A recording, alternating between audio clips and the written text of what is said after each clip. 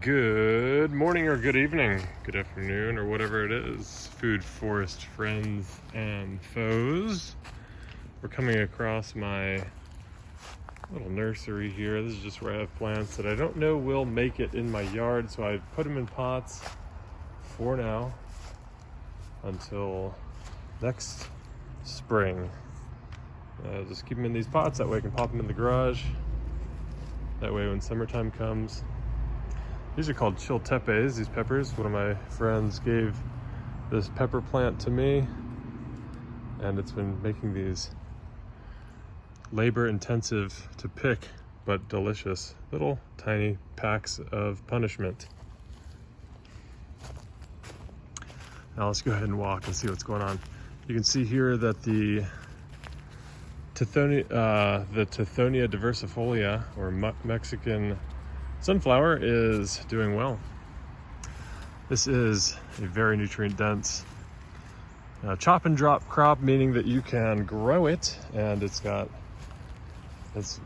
I'll quote Pete Canaris in saying that it's weight for weight more dense while wet than chicken manure, so it's filled with nutrients. You just cut it up and lay it down. He uses the Thacahatchee grass to cover it after he's cut it in order to keep it from just evaporating under the sun. However, I'm going to let it grow and bloom a nice sunflower, and then I'll cut it at the end of the season. You can see here I've got some pineapples growing. Nice little pineapple plants. Nothing growing yet, no pineapples, but the pineapple bromeliad is growing well. And then on this side, we've got pinecone ginger.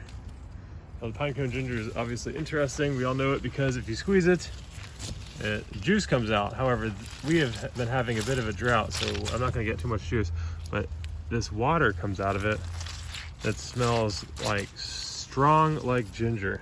Shampoo ginger, another name for it. And generally I'll come out here and essentially wash my hair with it. I'll fill my hands and run my hands through my hair. Let's start on the path. On the right hand of the path we have a pomegranate. No fruits yet. And on the left, a loquat. This is about 4 years old, this food forest. And this time of the year, right now it's October, middle of October, it's starting to kind of dry up. We haven't had rain in a while. Florida just avoided, this part of Florida, Gainesville, just avoided the terrible Hurricane Ian. We had rain on that day, and since then have avoided any rain, but we could use some. The middle of the food forest is filled with pumpkins. You can see the pumpkin leaves. There's pumpkins growing here and there. Turmeric here. Turmeric makes a really pretty flower, but it's I think it's too dry. The temperature is changing. It's starting to get cold. It's starting to get dry.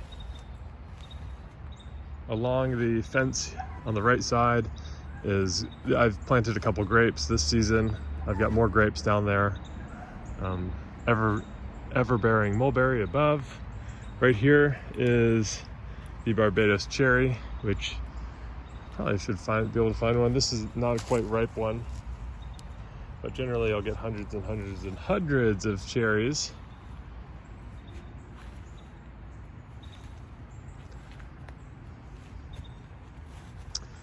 We have some citrus here sprinkled in, and a Java de Caba. And behind that is a large chaya, or Mexican tree spinach. And to the left, this entire area is just filled with sweet potato and pumpkin growing like crazy. It's Seminole pumpkin, I believe. I planted a bunch of gourds, and this looks like it's the Seminole pumpkin that's growing right now, which is a great pumpkin. It is shelf stable for months and months and months. You can put it in a pressure cooker and it makes a really delicious pumpkin. You can just eat it as is after it's been cooked in a pressure cooker, even microwaved. Up this tree is growing a passion fruit. It used to be completely covered, this tree, and it would rain hundreds of passion fruit every year. However, this year we're recovering from a frost, and so it's a smaller vine. We have some cactus growing, which are edible pads here, but these need to be brushed off, the little spines.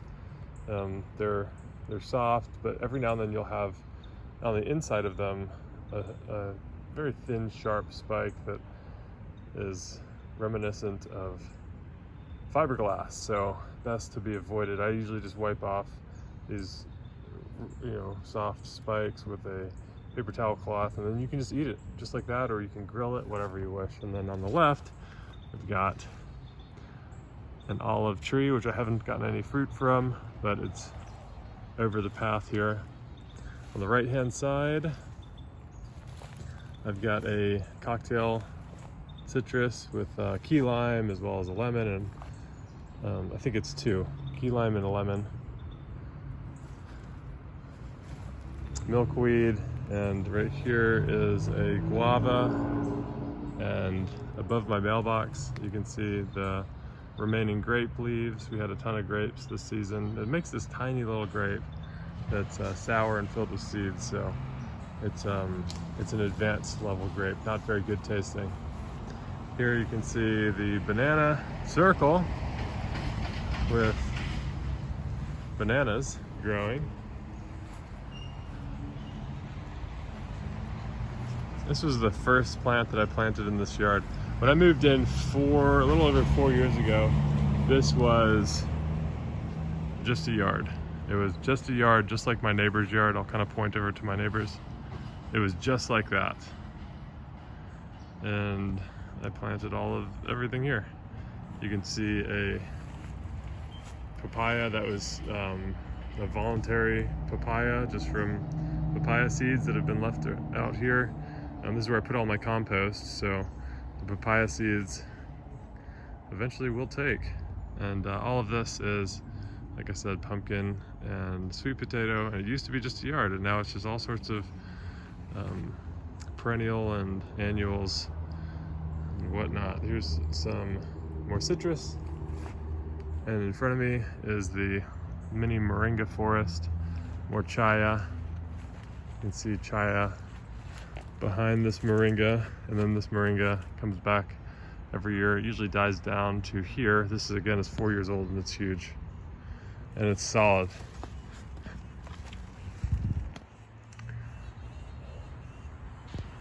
Moringa filled with nutrients. Google it. It's dense in potassium, calcium, all of your essential vitamins, important vitamins. It has amino acids, very dense in amino acids, and it tastes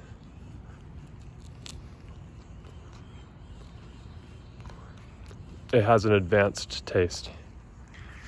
I think it tastes somewhat like horseradish mixed with grass, but anyhow, people use it, they put it in soups. It tastes a lot better when it's been cooked. It's just like any green. It matures with heat and a broth. Really good with soups.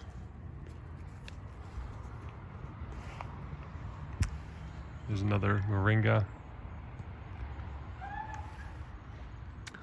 And these are peach trees. I get hundreds of peaches that are about this big each. They've gotten bigger every year, but I get a ton of them every year. And on the right, tucked under the peach trees, is a persimmon tree. These are getting close, but they're not there yet. These are astringent, so gotta wait till they get nice and ripe. Well, I could probably pick them and let them ripen on the counter. That way squirrels don't eat them.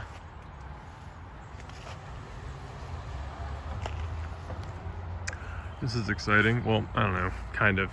It's not very exciting. It's more just hopeful.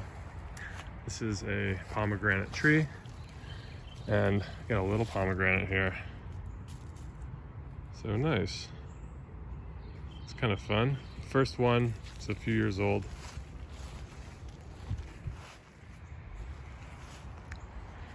There's a fig here.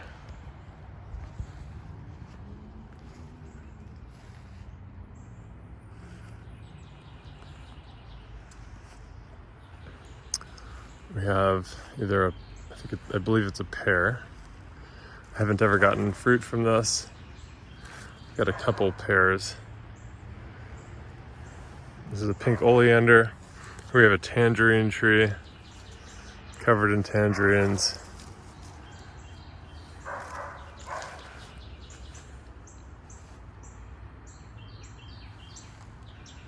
We have another. This is a oriental pear. The pears aren't doing too well. They never have. We've got calamundan and a lemon. We have some flowering plants to attract butterflies. Tucked underneath here is a miracle fruit.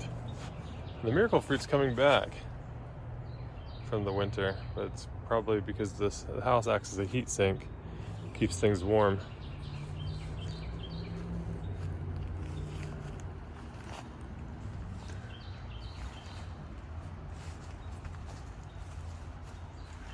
We have spiral ginger.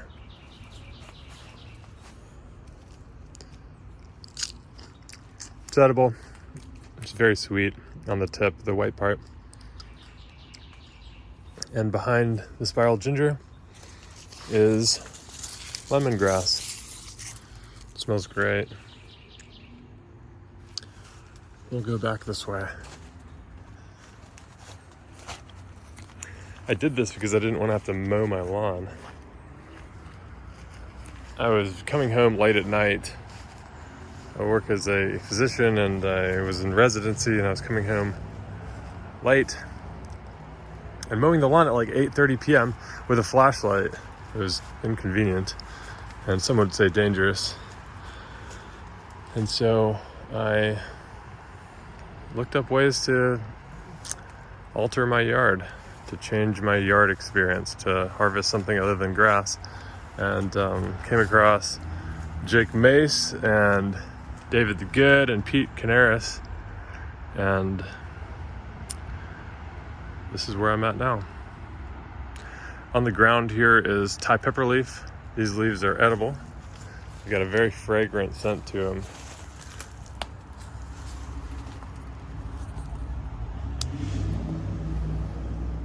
Tastes like you're eating a flower, and with spices. Like tastes very fragrant. Lots of different flavors in there. And in front of me is cassava. This is where yuca comes from, or tapioca.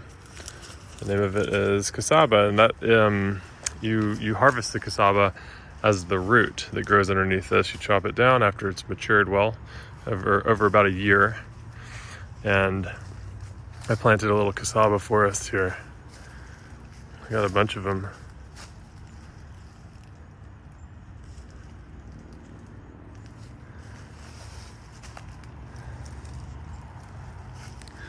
I like this area. It's nice and shaded, and this banana still grows really well. It's a really tall banana tree. No bananas this year. Last year I had a rack, but then it got cold and froze the rack, unfortunately. I've been having wood chips delivered like crazy. And this is the backyard. I generally don't show this because it's usually a mess, but as progress is coming along, and this entire middle area is a hole that I dug that I'm gonna make into a pond. So everything else is wood chips. And the middle will be a pond.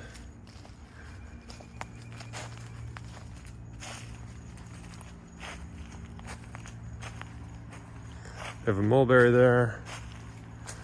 Another banana with a rack on it.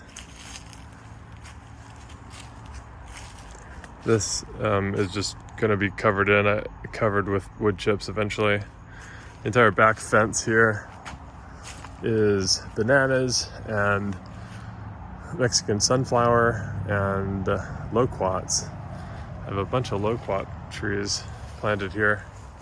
Here's some small ones, and these are grown a bit bigger.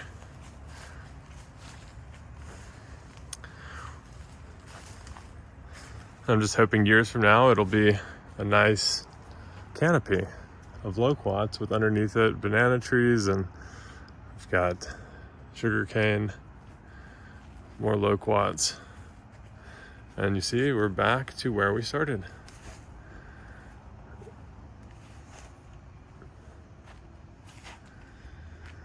So yeah, this season, I wish it lasted longer. Eventually everything will just burn down to the ground, but it makes me appreciate it more, probably. It makes me appreciate it more when the plants grow back. The gingers come back and sprout. But we probably get 4 or 5 months of decent growth, and where it looks fairly lush. For, I don't know, probably 2 months of very lush, and I really, really enjoy that. I spend a lot of time outside during those months. And that's it. Thanks very much for watching. I hope you're working on your project, having fun, planting something, harvesting something other than grass. Cheers.